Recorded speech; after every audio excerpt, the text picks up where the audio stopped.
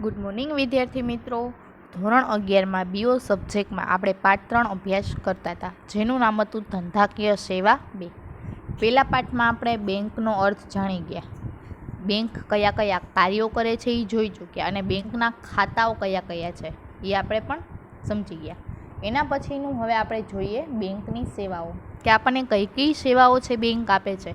Normally તો આપણે જાણીએ જ છીએ કે બેંક આપણે રોકાણ કરીએ છીએ, બેંકમાં એ આપણને ધિરાણ આપે છે, આપણી થાપણો સ્વીકારે છે, પછી આપણને શાકપત્ર આપે, વિવિધ ચેકો આપે છે, ડ્રાફ્ટ આપે છે, ઓવરડ્રાફ્ટ આપતી હોય છે, debit card, credit card, ATM card જેવી આપણને સવલતો આપતી હોય છે.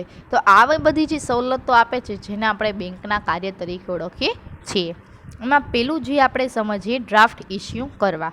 ડ્રાફ્ટ એટલે શું? તો કે કોઈ એક બેંક છે એ અન્ય બેંક ઉપર લખેલો એક ચેક, એટલે કે સેન્ટ્રલ બેંક છે તો એ પંજાબ બેંક ઉપર જે ચેક લખે છે, એટલે કે બેંક દ્વારા જે ઉપર ચેક લખવામાં આવે છે જેને આપણે ડ્રાફ્ટ તરીકે ઓળખીએ છીએ. ડ્રાફ્ટમાં છે એમાં વ્યક્તિના નામનો ઉલ્લેખ હોય, નાણાં ચૂકવણીનો હુકમ રહેલો હોય છે, ગ્રાહક પાસેથી પૂરતું અવેજ મેળવ્યા બાદ બેંક ડ્રાફ્ટમાં નિર્દેશ કરેલી રકમ છે વ્યક્તિને ચૂકવે છે. હવે તમે જે ડ્રાફ્ટ કઢાવો છો જેટલા રૂપિયાનો, એની ઉપર એનું કમિશન, એના ચાર્જિસ પણ તેમાં લેવામાં આવતી હોય છે.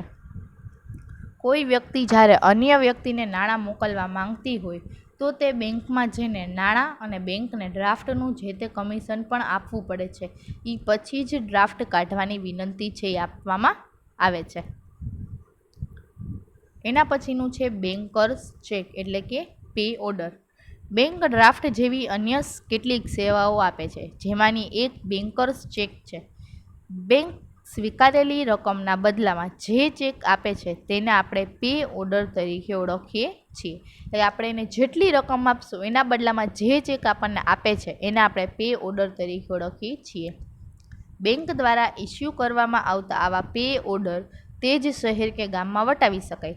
તમે 50,000નો પે ઓર્ડર કરાવો, 2 લાખનો કરાવો કે કોઈ પણ રકમનો કરાવો, જ્યાં બેંકમાંથી તમે કઢાવ્યો હોય છે એ બેંક જ્યાં હોય એનું જ ગામ ને એના જ શહેરમાં વટાવી શકાય. બીજા કોઈ પણ શહેરમાં કે ગામમાં એને આપણે વટાવી શકાતા નથી. એના પછીની ત્રીજી સેવા છે રિયલ ટાઈમ ગ્રોસ સેટલમેન્ટ, એટલે કે RTGS. આરટીજીએસ સભ્ય બેંકમાંથી નાણાં ભારત દેશની અન્ય કોઈ પણ આરટીજીએસ સભ્ય ધરાવતી બેંકમાં ફેરબદલી કરવાની એક પદ્ધતિ છે. એટલે કે જેનું સભ્યપદ આરટીજીએસમાં હોય એક બેંકનું, અને બીજી કોઈ બેંક હોય જેનું પણ આરટીજીએસમાં સભ્યપદ હોય, તો એનું જે આપણને નાણાં છે ફેરબદલી, એટલે કે મોકલવાની અને મેળવવાની જે નાણાંની પદ્ધતિ છે એ કાર્ય કરે છે, જેને આપણે આરટીજીએસ તરીકે ઓળખીએ છીએ. આરટીજીએસ સભ્યપદ ધરાવે છે એમાં એની ઓળખ છે એના આઈએફએસસી કોડ પરથી થાય છે, જે 11 ડિજિટનો આલ્ફાબેટ ન્યુમેરિક સ્વરૂપમાં હોય છે, કે જેમાં આલ્ફાબેટ પણ આવેલા હોય અને ન્યુમેરિક એટલે કે નંબર પણ તેમાં આવેલા હોય છે. આઈએફએસસી કોડ એટલે કે institute four development and research on banking technology, જે હૈદરાબાદ દ્વારા જ છે એમાં ફાળવવામાં આવે છે. રિયલ ટાઈમ ગ્રોસ સેટલમેન્ટ એ ભારતની કોઈ પણ બેંકમાંથી ભારતની અન્ય બેંકમાં નાણાંની ફેરબદલી કરવાની વિધિ છે. એટલે કે આઈએફએસસી કોડ દ્વારા તમે ભારતની કોઈ પણ બેંક સાથે ફેરબદલી નાણાંની કરી શકો છો, જો એના માટે તમારી પાસે આઈએફએસસી કોડ હોય તો જ તેના દ્વારા જ કરવામાં આવે છે. એ ના હોય તો એની ફેરબદલી થઈ શકતી નથી. આરટીજીએસ પદ્ધતિમાં ભારતની એક બેંકના ખાતેદારની રકમ ભારતની અન્ય કોઈ પણ બેંકના ખાતેદારના ખાતામાં જમા કરાવવામાં આવે છે. આ નાણાંનો રોકડ વ્યવહારમાં કરવામાં આવતો નથી. એટલે કે આરટીજીએસ પદ્ધતિ છે, એટલે કે આજે એક એસબીઆઈમાં વ્યક્તિનું ખાતું છે, એકનું પંજાબ બેંકમાં ખાતું છે, તો બંનેના જે વ્યવહાર થતા હોય છે એ બેંક દ્વારા જ આઈએફએસસી કોડ દ્વારા જ નાણાં લેવાનો કે નાણાં મોકલવાનું કાર્ય થતું હોય છે, જેમાં રોકડમાં થતું નથી. આથી ગ્રાહક અને લાભાર્થી બંનેના બેંકમાં ખાતા હોવા જરૂરી છે. જો બેંકમાં ખાતું ના હોય તો આરટીજીએસ દ્વારા છે નાણાં જમા કે ઉધાર થઈ શકતા નથી. આરટીજીએસ પદ્ધતિમાં 2 લાખ કે તેથી વધુ રકમ જમા કરાવવાની સેવા આપે છે. 2 લાખથી ઓછી રકમ હોય તો આરટીજીએસમાં આપણને સેવા મળતી નથી. આરટીજીએસમાં સેવા મેળવવી હોય તો એમાં 2 લાખ કે તેનાથી વધુ છે એમાં રકમ હોવી જોઈએ, કાં તો 2 લાખ અથવા તો એનાથી વધારે. આ પદ્ધતિમાં જે દિવસે રકમ જમા કરાવવાની સૂચના ગ્રાહક તરફથી આપવામાં આવે તે જ દિવસથી ગ્રાહકના ખાતામાં છે એ ઉધારે તેમને જણાવેલ વ્યક્તિનું જે નામ છે, ખાતું છે, એમાં જમા કરવામાં આવે છે. એટલે કે તમે એને આજે કીધું છે તો એ તમારી કાર્યવાહી આજે જ સ્ટાર્ટ કરી દે છે. આરટીજીએસમાં 2 લાખથી વધુ રકમની ફેરબદલી કરવામાં આવે છે. આ પદ્ધતિમાં નાણાં મોકલનાર ગ્રાહક પાસેથી કમિશન પણ લેવામાં આવે છે. કમિશન વગર છે એ કાર્ય થતું નથી. એટલે કે જે સેવા મેળવે છે, નાણાં મોકલનાર છે એને જેમાં કમિશન ભરવાનું હોય છે, નાણાં મેળવનાર છે, લાભાર્થી છે, એને કોઈ જ પ્રકારનું કમિશન આપવાનું હોતું નથી. એના પછીનું ચોથું છે નેશનલ ઇલેક્ટ્રોનિક ફંડ ટ્રાન્સફર, એટલે કે NEFT.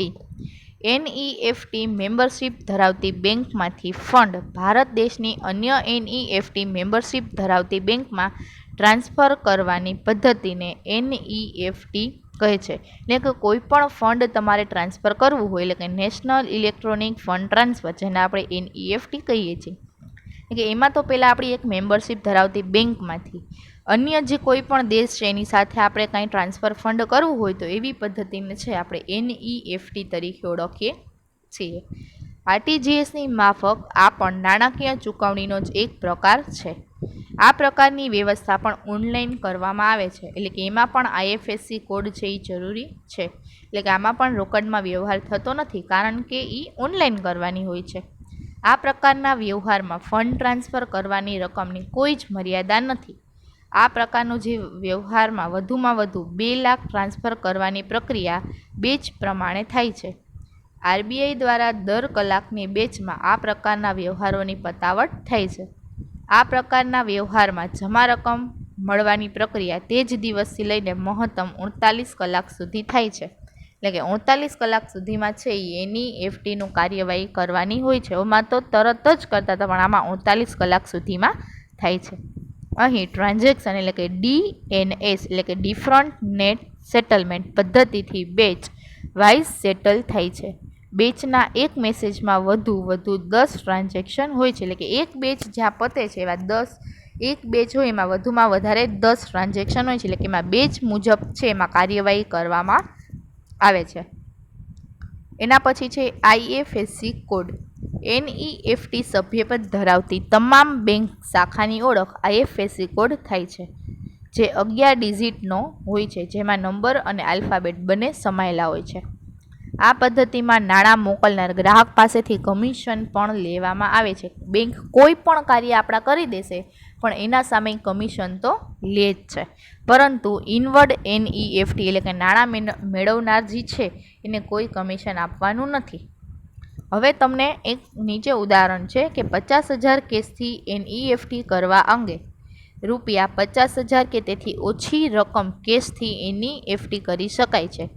તેમજ વોક ઇન કસ્ટમરને પણ NEFTનો છે લાભ બધી જ બ્રાન્ચમાંથી મળી શકે છે, કારણ કે NEFT કરવા માટે કોઈ જ રકમ છે મર્યાદિત નથી. તમે કોઈ પણ રકમ છે એમાં એ રાખી શકો છો. એના પછી છે બેંક ઓવરડ્રાફ્ટ. બેંકમાં ચાલુ ખાતું ધરાવે છે. વેપારી બેંક છે ચાલુ જ ખાતું ધરાવતા હોય, કારણ કે એને દિવસ દરમિયાન છે ઘણા બધા એને લેવડ દેવડ કરવાની હોય છે. ક્યારેક તો એ જમા કરવા આવે, વળી રૂપિયા ઉપાડ કરવા આવે, એટલે કે એને ઘણી બધી વાત છે એમાં વ્યવહાર કરવો પડતો છે. ચાલુ ખાતામાં છે એ કરી શકાય. આ ચાલુ ખાતામાં રહેલી જમા રકમ કરતાં વધારે રકમ ઉપાડ કરવાની સગવડ આપવામાં આવે છે, જેને બેંક ઓવરડ્રાફ્ટ કહે છે. ઓવર એટલે કે વધારે, કે વધારાનો જે આપણને એક ડ્રાફ્ટ કાઢી દઈએ કે તમારા ખાતામાં 10 લાખ રૂપિયા પડ્યા હોય, પણ તમારે કોઈ પણ વેપારીને 10 લાખની જગ્યાએ 11 લાખ રૂપિયા મોકલવાના હોય, તો તમને 1 લાખનો એ વધારાનો જે ડ્રાફ્ટ કાઢી દે છે. તમારા ખાતામાં રૂપિયા ન હોવાથી તમને તમારા રૂપિયાથી પણ વધારે જે ડ્રાફ્ટ કાઢી દે છે, જેને આપણે ઓવરડ્રાફ્ટ તરીકે ઓળખીએ છીએ. વેપારી પોતાની કે અન્યની જામીનગીરી પર ઓવરડ્રાફ્ટ મેળવી શકે. જામીનગીરી એટલે કે તમારે કંઈક એને જામીન આપવું પડે. તમે એને કાંઈ જામીન ના આપો ને એમને રૂપિયા કઢાવી લો તો પછી એમાં છેતરપિંડી થાય, એ રૂપિયા વયા જાય બેંકના. આ પ્રકારે મંજૂર થયેલ ઓવરડ્રાફ્ટની મહત્તમ રકમમાંથી ઉપાડવામાં આવેલી રકમ પર જ વ્યાજ ચૂકવવાનું હોય છે. એટલે કે જે તમે રકમ ઉપાડી હોય કે તમારા ખાતામાં 10 લાખ છે અને 11 લાખ તમે ઉપાડ્યા, તો 1 લાખનું જ તમારે વ્યાજ ચૂકવવાનું હોય છે. બધી જ રકમનું છે એમાં તમારે વ્યાજ ચૂકવવાનું હોતું નથી, જેને આપણે બેંક ઓવરડ્રાફ્ટ તરીકે ઓળખીએ છીએ. એના પછી છે કેશ ક્રેડિટ. વેપારીને ધંધાકીય હેતુ માટે તેમજ ધંધાના વિકાસ અર્થે ધંધામાં રહેલા માલ સ્ટોક અને ઉઘરાણીને ધ્યાનમાં રાખીને ધિરાણ કરવામાં આવે છે, જેને આપણે કેશ ક્રેડિટ કહીએ છીએ. આ પ્રકારના ધિરાણની વ્યવસ્થા માલ સ્ટોક બેંકના તારણમાં રહે છે. ધંધાદારી એકમો જેટલા પ્રમાણમાં જેટલા સમય માટે નાણાંનો ઉપયોગ કરે તેટલા પ્રમાણમાં નક્કી કરેલ એને વ્યાજનો દર છે એ ચૂકવવું પડે છે. તમે જેટલા સમયગાળા મુજબની એની કેશ ક્રેડિટની સુવિધા લીધી હોય, તમારી જેટલી શાખ સારી હોય એટલું તમને ક્રેડિટ સારું મળે છે. એટલા માટે જેટલું તમે નાણાંનો ઉપયોગ જેટલા સમયગાળા માટે કરો છો એટલા દરે છે એટલા સમયનું તમારે વ્યાજ બેંકને ચૂકવવું પડે છે. એના પછીની સુવિધા છે લોન. બેંકનું મુખ્ય કાર્ય થાપણો સ્વીકારી અને એનું ધિરાણ કરવાનું છે. બેંક આપણે જોયું કે વિવિધ ખાતાઓ ધરાવે છે. ચાલુ ખાતું, બચત ખાતું, બાંધી મુદતનું ખાતું, રિકરિંગ ખાતું. તો આવા ખાતા દ્વારા એ પૈસાઓ મેળવે છે. તો એ પૈસા છે બેંક પોતાના પાસે નથી રાખી મૂકતી, પણ એ પૈસાનો ઉપયોગ છે અન્ય વ્યક્તિને લોન આપવામાં કરે છે, જેના દ્વારા બેંકને છે નાણાં પ્રાપ્ત થાય છે. આપણે જ્યારે બચત કરીએ છીએ બેંકમાં, થાપણ એને દઈએ છીએ તો આપણને વ્યાજ ઓછું આપે છે, પણ જ્યારે એ જ નાણાંનો ઉપયોગ એ લોન આપવામાં કરે છે ત્યારે એના વ્યાજનો દર વધારે રાખે છે. તો આપણને ઓછા દરે આપણનું સ્વીકારે છે ને વધુ દરે આપતી હોય છે. તો એ જે બેનો તફાવત છે તેના દ્વારા છે બેંકને નફો, બેંકને આવક પ્રાપ્ત થાય છે. એટલે કે એનું મુખ્ય કાર્ય જ બેંકનું છે કે થાપણો સ્વીકારીએ, એટલે કે આપણી પાસેથી નાણાં લઈ લઈએ છીએ અને ધિરાણ કરવું, એટલે કે લોન આપતી હોય છે. બેંક ઓછા દરે થાપણો સ્વીકારીને વધુ દરે ધિરાણ આપે છે. બેંક વેપારીઓને અલગ અલગ રીતે ધિરાણ આપે છે, એટલે કે લોન આપતી હોય છે. આ રીતે વેપારી કે ગ્રાહકની વિવિધ જરૂરિયાતો જેવી કે મકાનની ખરીદી કરવી, ફર્નિચર ખરીદવું, મકાન રિપેરિંગ કરવું, વાહન ખરીદવા, અત્યારે તો આપણને એજ્યુકેશન લોન પણ ઉપલબ્ધ છે. પર્સનલ લોન આપણા કોઈ પણ પર્સનલ કારણોસર જોતી હોય તો પણ ઉપલબ્ધ છે. આવી રીતે આપણને ધિરાણ કરતી હોય છે. આ ધિરાણ લાંબા ગાળાનું હોય અને નક્કી કરેલ હપ્તેથી અથવા એક સાથે આ રકમની ચૂકવાતી હોય તો તેને લોનથી ઓળખવામાં આવે છે. જે તમે આજે ઘર લીધું હોય તો ઘર 25-30 લાખનું હોય તો તમે એને લાંબા ગાળા સમય સુધી જ એને ધીરે ધીરે પાછા આપવાના છો, એક સાથે તો તમે એને આપી શકવાના નથી. એટલા માટે કે ધિરાણ છે એ હંમેશા લાંબા ગાળાનું હોય છે. આ લોન તમે લ્યો છો તો એની ઉપર આપણે નિયત સમયગાળા મુજબ જે લોનનો દર ચાલતો હોય, વ્યાજનો દર ચાલતો હોય, એ તમારે વ્યાજ પણ તેમાં ચૂકવવું પડે છે. આ રીતે આપેલી લોનના નાણાં પરત કરવામાં આવે તે માટે સ્થાવર મિલકતોની જામીનગીરી લેવામાં આવે છે. એટલે કે તમારી પાસે કોઈ જ દસ્તાવેજ હોય, કંઈ જામીન મૂકવા માટે જેવી કાંઈ વસ્તુ હોય એ લેવામાં આવે છે કે જો તમે એ નાણાં એને પરત ના કરી શકો તો તમે જે એને જામીનગીરી પેટે જે આપ્યું એ પોતે રાખી લે છે.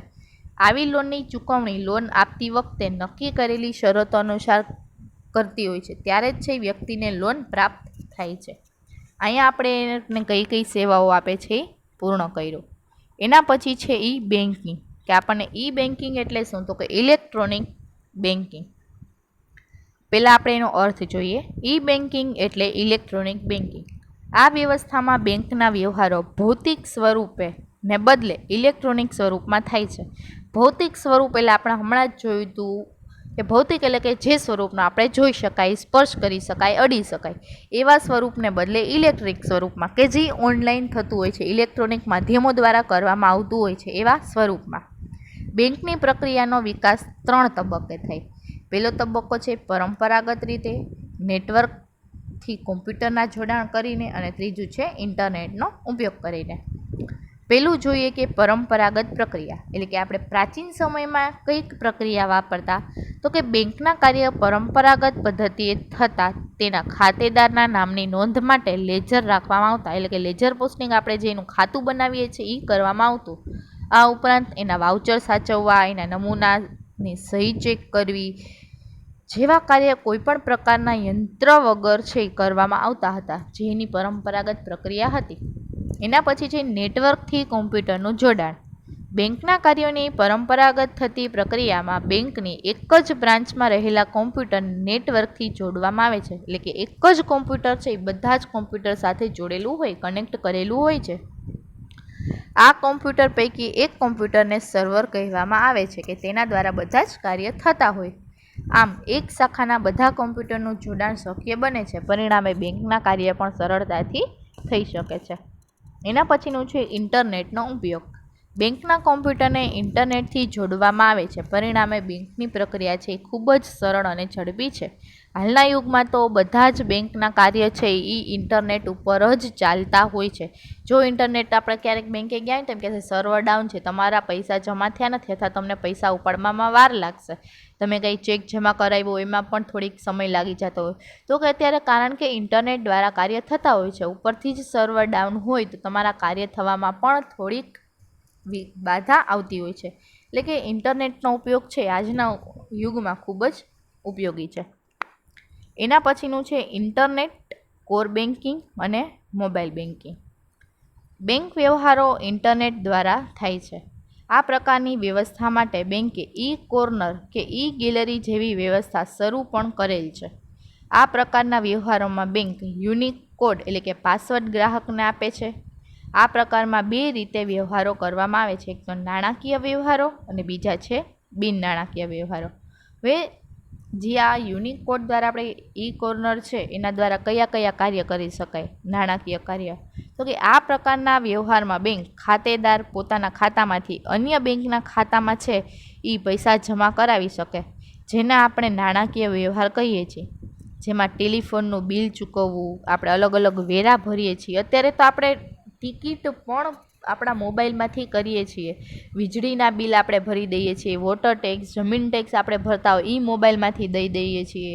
આપણે અત્યારે સિનેમાની ટિકિટ કઢાવવા જઈએ છીએ એ ઓનલાઈન દઈ દઈએ છીએ. તો જે આ ઓનલાઈન કરવાની, પેમેન્ટ કરવાની જે સિસ્ટમ છે જેના આપણે નાણાકીય વ્યવહાર તરીકે ઓળખીએ છીએ.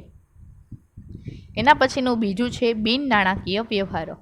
આ પ્રકારના વ્યવહારોમાં નાણાકીય વ્યવહાર થતો નથી, પરંતુ ખાતેદારે બેંકમાંથી પોતાના ખાતાનું સ્ટેટમેન્ટ મેળવવું, chequebook request, pin change, stop payment જેવા બિન નાણાકીય વ્યવહારો પણ કરતી હોય છે. આપણી ચેકબુક પૂરી થઈ ગઈ હોય તો આપણે એને પેલી અરજી દેવી પડે કે ભાઈ મારી ચેકબુક પૂરી થઈ ગઈ છે તો મને નવી આપવા વિનંતી.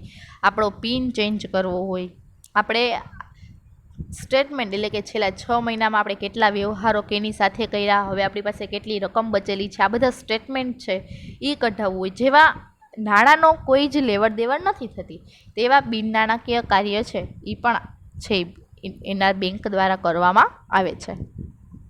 એના પછી ઇન્ટરનેટના ઉપયોગથી બેંકના કાર્યોમાં નીચે મુજબની સરળતા શક્ય બની છે. જેમ કે કોર બેન્કિંગ, ઈ બેન્કિંગ અને મોબાઈલ બેન્કિંગ. એમાં આપણે પહેલું જોઈએ કોર બેન્કિંગનો અર્થ. કોર બેન્કિંગમાં કોર એટલે centralised online real time exchange. બેંકની આ વ્યવસ્થામાં એક જ બેંકની સમગ્ર વિશ્વમાં રહેલી તમામ શાખા છે એમાં જોડાયેલી હોય છે. એટલે કે તમે આખા વિશ્વમાં કોઈ પણ સાથે છે એમાં આપણે જોડાયા હોય છે. બેંકના કેન્દ્રીયકૃત સર્વરમાં તે બેંકની તમામ શાખાઓના નામ, ખાતેદારોના ખાતાઓની માહિતી એમાં ઉપલબ્ધ હોય છે. બેંકના કોઈ પણ ખાતેદારના વ્યવહારની નોંધ છે એ રિયલ ટાઈમમાં આ કેન્દ્રીયકૃત સર્વરમાં હોય જ છે. આ કેન્દ્રીયકૃત સર્વરમાં થયેલા વ્યવહારના ફેરફારની નોંધ આ બેંકની તમામ શાખાઓમાં આપણે જોઈ શકાય છે.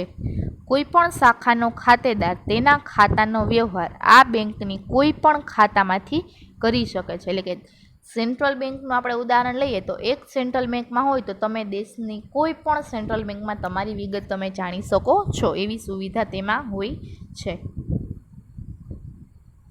તે કોઈ પણ શાખામાંથી પોતાના ખાતામાંથી રકમ પણ ઉપાડી શકે છે અને જમા પણ કરાવી શકે છે. આવા વ્યવહારો આપણે અત્યારે કરી શકીએ છીએ.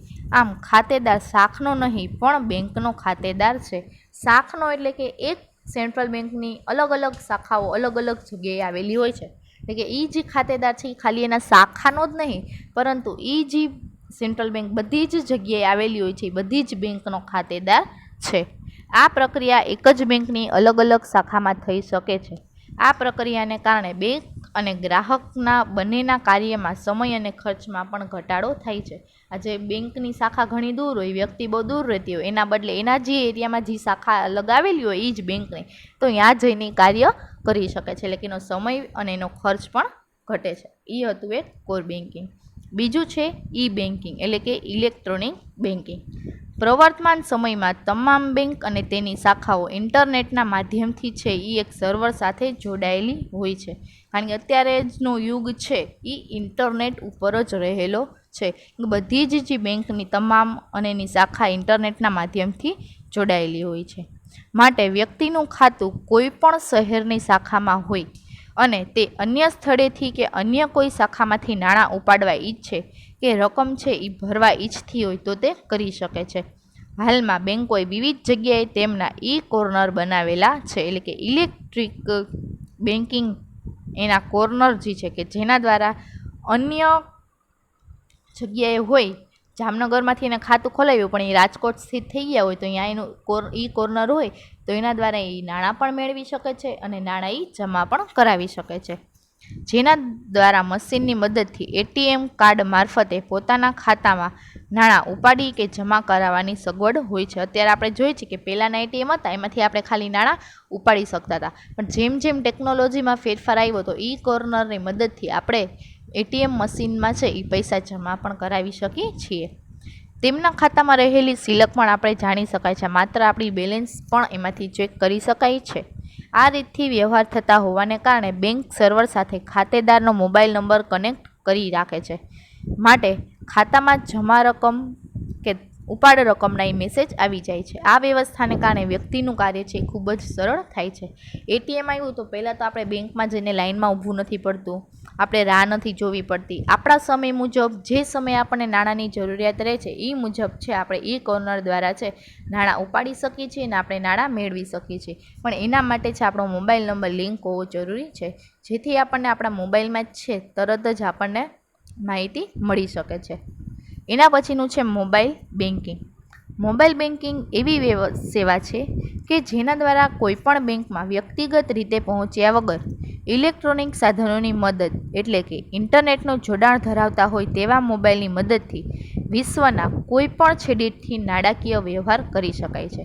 કે એવો એન્ડ્રોઈડ ફોન હોય તમારી પાસે જેમાં ઇન્ટરનેટ ઉપલબ્ધ હોય તો એ ઇન્ટરનેટ મોબાઈલ દ્વારા તમે વિશ્વના કોઈ પણ સ્થળે કોઈ પણ જગ્યાએથી તમે નાણાંની આપ લે કરી શકો છો, જેને આપણે મોબાઈલ બેન્કિંગ તરીકે ઓળખીએ છીએ.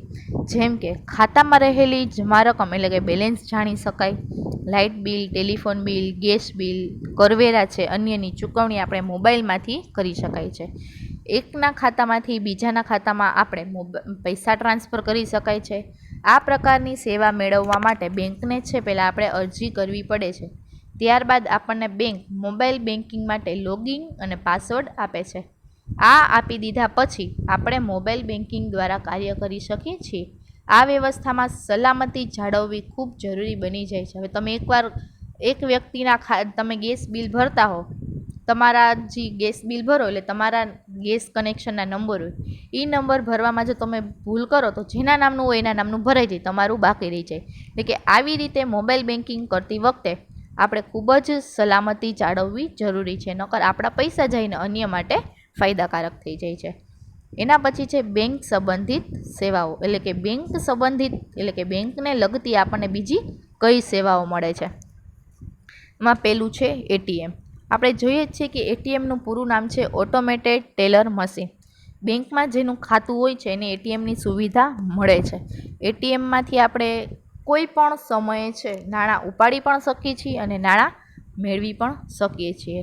પણ બેંક ખાતેદાર દૈનિક રકમની મર્યાદામાં રકમ ઉપાડવાની હોય છે. તમે વારંવાર રકમ ઉપાડવા જાઓ તો એ થતું નથી. બેંક તમને અંદાજિત મહિનામાં 4 વાર તમારી જ બેંકના એટીએમમાંથી પૈસા ઉપાડવાની સવલત આપે છે. એના પછી જો તમે અન્યના બેંકના એટીએમમાંથી પૈસા ઉપાડો છો તો એની સામે છે એ વ્યાજ બેંક લેતી હોય છે. એટલે કે તમને એક સવલત આપે છે પણ એ સવલતની કંઈક મર્યાદા પણ હોય છે. એના પછીનું છે ક્રેડિટ કાર્ડ. 20મી સદીના અંતથી બેંકનું આ કાર્ડ મોટા પાયા પરનું શરૂ થયું હતું. ખાતેદાર અથવા અન્ય કોઈ વ્યક્તિ બેંકને અરજી કરી કાર્ડની છે એ આપણે માંગણી કરી શકીએ છીએ. બેંક વ્યક્તિની શાખનો પદ્ધતિસર અભ્યાસ હાથ ધરે છે. એટલે કે વ્યક્તિ જે ક્રેડિટ કાર્ડ મેળવે છે પછી એ વ્યક્તિનો તો પહેલાં બધી જ માહિતી મેળવવામાં આવે છે, એ પછી જ એ વ્યક્તિને છે એ ક્રેડિટ કાર્ડ આપવામાં આવે છે. અભ્યાસના આધારે વ્યક્તિ કેટલી રકમ સુધીની મર્યાદામાં દેવું ચૂકવવાની ક્ષમતા ધરાવે છે, એટલે કે એ પૈસા દઈ શકે છે, એ નક્કી કરીને એ પછી જ છે એ વ્યક્તિને એની શાખ પ્રમાણેનું એને ક્રેડિટ કાર્ડ આપવામાં આવે છે. આ કાર્ડ ધરાવનાર વ્યક્તિ વસ્તુની ખરીદી કરતાં કાર્ડ મારફત ખાતેદારના ખાતામાં નાણાં ઉધાર અને વેચનારના ખાતામાં નાણાં જમા થાય છે. ક્રેડિટ કાર્ડ હોય, તમારા ખાતામાં પૈસા ઓછા હોય છતાં પણ તમારે વધે રૂપિયા ખર્ચીને છે તમે ખરીદી વેચાણ કરી શકો છો. નિશ્ચિત સમયે હિસાબ બેંક મોકલી આપે છે. જે કાર્ડ ધારકે નિશ્ચિત સમયગાળા દરમિયાન એને ભરવો પણ પડે છે. જો તમે ન ભરી શકો તો તમારી સામે બેંક કાર્યવાહી પણ કરે છે. તમારે ક્રેડિટ સારી હોય તો તમને બેંક ક્રેડિટ કાર્ડની સુવિધા આપતી હોય છે.